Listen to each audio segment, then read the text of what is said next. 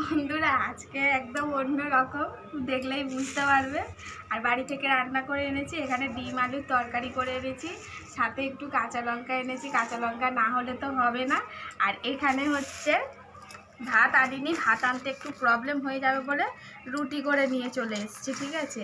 তো এই হচ্ছে এখন খাওয়া দাওয়া। আর আজকে হচ্ছে নিজের বাড়িতে খাচ্ছি, এতদিন অন্যের বাড়িতে খেয়েছি, তোমরা ভিডিও দেখেছো। আজকে আমার নিজের ঘরেতে বসে আজকে খাচ্ছি। আর নিজের ঘরেতে যাই খাই না কেন সেটা মনে হয় আরও বেশি ভালো লাগবে, অমৃত সমান। তো তোমাদের বললাম বাড়িতে যাতায়াত করছি, আর আজকে এসছি সকাল 8টার সময়, আর এখন ঘড়ির কাঁটায় ওই প্রায় 2:40 মতন বেজে গেছে। তো কি করব, এত জোর খিদে পেয়েছে, সব কাজ যা সারা হয়ে গেছে, দেখতেই পাচ্ছ ঘর মোটামুটি গুছিয়ে ফেলেছি। আর তোমাদেরকে তো বললাম ঘর কিন্তু আমার যা করা আছে আমি কিন্তু থাকতে পারবো, ঠিক আছে। তারপরেও যেটুকু বাকি আছে পাবো এখানে থেকে করার চেষ্টা করব। আর বুঝতেই তো পারছো ঘর ভাড়া থাকা মানে কি যে কষ্টের। তো যাই হোক, এখন হচ্ছে খেতে বসে যাবো। আর তোমাদের দাদাভাইয়েরও ভীষণ খিদে পেয়ে গেছে। আর প্রায় 10 বছর পর নিজের বাড়িতে, আর নিজের বাড়িতে তো অনেক কিছুই নেই, আর কি করব, এখন যা আছে তাই দিয়ে আসলে আবার সুন্দর করে গুছগাছ করে নেব। তো এই, আর এটা হচ্ছে তোমাদের দাদাভাই তো একদম সরাসরি কাজ থেকে চলে এসছে, আর ওর হচ্ছে কাজেতে এখানে কালকে এই কচুরি দিয়েছিল, তো ও আর খায়নি, নিয়ে চলে এসছে। তো এখন এই নিয়ে টিফিন হবে। আর হ্যাঁ, গবলুদের কিন্তু রান্না বান্না করে দিয়েছি, ওদেরকেও ডিমের ঝোল আর সাথে ভাত করে দিয়ে এসছি। তো চলো এখন খাওয়া শুরু করে দিই। এই যে তোমাদের দাদাভাই খেতে বসে গেছে। প্রায় 10 বছর, সেই 2015 সালে বার হয়েছি ঘর থেকে, আর এই 2025 সাল, মাঝে 10টা বছর বাইরে বাইরে দিন চলে গেল, যাযাবরের মতো। যাযাবরের মতো। তো আজকে নিজের বাড়ি নিজের ঘরে খেতে বসেছে, খেতে বসে গেছি। প্রায় অনেকক্ষণ হয়ে গেছে, কি খিদে পেয়ে গেছে, পেটে ডন দিচ্ছে, ছুঁচোর ডন দিচ্ছে। তো আপাতত রুটি আর ডিমের তরকারি তোমাদের দিদিভাই করে নিয়ে এসছে। হ্যাঁ, এই দিয়ে আপাতত দুপুরের খাবারটা সারা হবে, তারপরে আচ্ছা নাও খাও, অনেক বেলা হয়ে গেছে। আর এত ঘর দৌড় এত নোংরা ছিল, সেই সমস্ত পরিষ্কার করতে করতে বন্ধুরা, হ্যাঁ।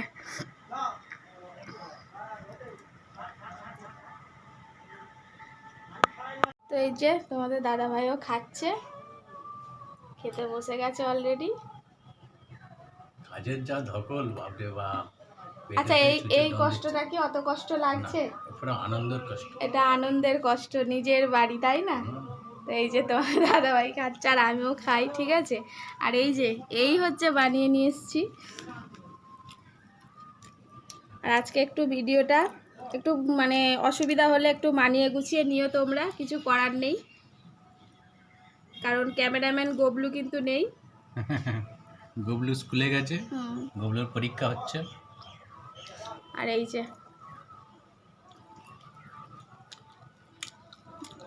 আজকে থাম্বনেল হবে 10 বছর পরে নিজের বাড়িতে বসে খাচ্ছি, তাই তো? হ্যাঁ, এর থেকে ভালো থাম্বনেল আর হয় না।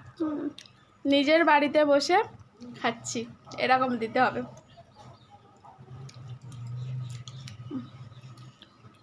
চলছে, এখনো আর শেষ হচ্ছে না। কাজের শেষ নেই, এবারে এখনো প্রচুর কাজ।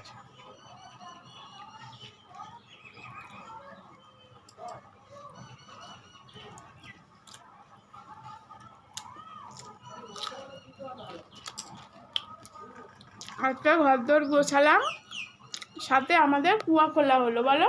হ্যাঁ, কুয়াটা এখনো খোলা হচ্ছে, ওরা এখনো খুলছে, সময় লাগবে, প্রায় বিকেল মতো হয়ে যাবে করতে করতে।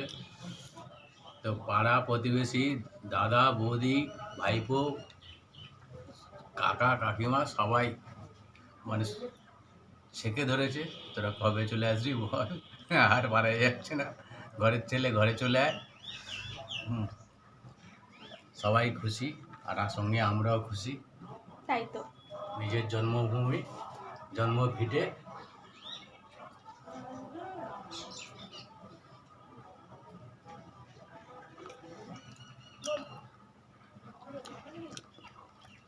আজকে সব কিছুই পরিষ্কার হয়ে গেল, ঘর পরিষ্কার করে নিয়েছি। আপাতত যে ঘর দুখানা আছে ওইগুলো পরিষ্কার করে নিলাম, বাদ বাকি তো আবার মিস্ত্রি লাগবে। আজকে হচ্ছে কুয়াটাও খোলা হয়ে গেল, কারণ প্রথমে জলের সংকটটা থেকে তো মুক্তি হতে হবে। আমাদের এখানে যদিও টাইম কল দিয়ে দিয়েছে, কিন্তু ওই যে এখনও টাইম কলে জল আসেনি। যাই হোক, খুব শিগগিরই এসে যাবে সবাই বলছে, তো ওই জন্য কুয়াটার বন্দোবস্ত করে নিলাম। আর এইবারে হচ্ছে চলে আসবো, তো চলেই আসতাম বন্ধুরা মানে এই সপ্তাহের দিকে, কিন্তু যার বাড়িতে আছি সেই দিদিও বলল যে চৈত্র মাসে যেও না, তোমরা বৈশাখ মাসে যেও। তো যাই হোক, এতদিন তার বাড়িতে ছিলাম, তারও তো একটা ভালো মন্দর ব্যাপার আছে। আর এটা কিন্তু ঠিকই কথা, চৈত্র মাসে সব শুভ কাজ হয় না। তো আমি ভাবলাম ঠিক আছে চলো, আর তো মাঝে একটা সপ্তাহ, তো ঠিক আছে আসা যাওয়া করতে করতে আমাদের পরিষ্কার পরিচ্ছন্নগুলোও তাহলে আস্তে ধীরে হয়ে যাবে। তো এই কথাই, তো মোটামুটি পয়লা বৈশাখের পরেই আমরা এখানে চলে আসছি, মানে একটা সপ্তাহ জানলাম, তাই তো? তোমার 15 তারিখ 15 এপ্রিল পয়লা বৈশাখ হয়ে যাচ্ছে, 16 এপ্রিল আমরা ঘর ছেড়ে দেবো। আর আমি কিন্তু ঘর থেকে কাঁচা লঙ্কা নিয়ে এসেছি। তা ঘর থেকে নিয়ে আসবে না কি, এখানে কি কিছু আছে? এখানে তো কিছুই নেই, সত্যি সত্যি টিকটিকি সারা দিল কথাতে। আর গোবলুসকে আর শ্বশুরমশাইকে ডিমের ঝোল ভাত করে দিয়ে এসেছি, ওরা খেয়ে নেবে। আর তোমরা তো অনেকেই বলো যে তোমার শ্বশুরমশাই, তো এই বাড়িটা কিন্তু পুরো ফাঁকা, বুঝতেই পারছো, আমরা কিন্তু মিথ্যে কথা বলি না। আমার শ্বশুরমশাই আমাদের কাছেতেই থাকে, তো এইবারে সবাই চলে আসবে, এখন কিন্তু ওখানেই আমার শ্বশুরমশাই আছে। তো অনেকেই বলো, তো নিশ্চয়ই দেখাবো, সবাই ভালোবাসে, অনেকেই বলে শ্বশুরমশাইকে দেখাও না, তো কেউ কোনো দিন খারাপভাবে বলবে আমি সেটা মেনে নেবো না, কিন্তু ভালোভাবে বললে নিশ্চয়ই দেখাবো। তো তোমরা সবাই বলো, তো এবারে নিয়ে আসবো, নিজের বাড়িতে আসবো সবাই মিলে একসঙ্গে। না নিশ্চয়ই দেখাবো, কেন দেখাবো না, এ তো লুকিয়ে রাখার ব্যাপার নয়। আর আসলে কি জানো, অ্যাকচুয়ালি আমার শ্বশুরমশাইকে ক্যামেরার সামনে নিয়েও আসি না, অনেকগুলো কারণ আছে। উনি শুনতেও পায় না, আর উনি তেমনভাবে চোখে অত ভালোও দেখতে পায় না, তাই না বলো? বয়স হয়ে গেছে, প্রায় 90 বছর বয়স, তো ওই জন্য আনা হয় না। তো যাই হোক, এবার সবাইকেই দেখতে পাবে। তো এই যে কথা বলতে বলতে খেয়ে নিলাম। আর আজকে মানে ভিডিওটা একটু অন্য, মানে কেমন কেমন হবে হয়তো।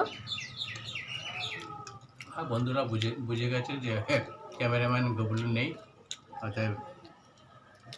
আর তোমরা কিন্তু সবাই আমার পাশে থেকো, আমি বারবার বলছি, আমি একটা এত বড় কাজে নামছি, তোমাদের সত্যি আমাদের পাশে থাকা খুব দরকার, সঙ্গে আশীর্বাদ করো, যেন যে কাজে নেমেছি সেই কাজটা সাকসেসফুল করতে পারি।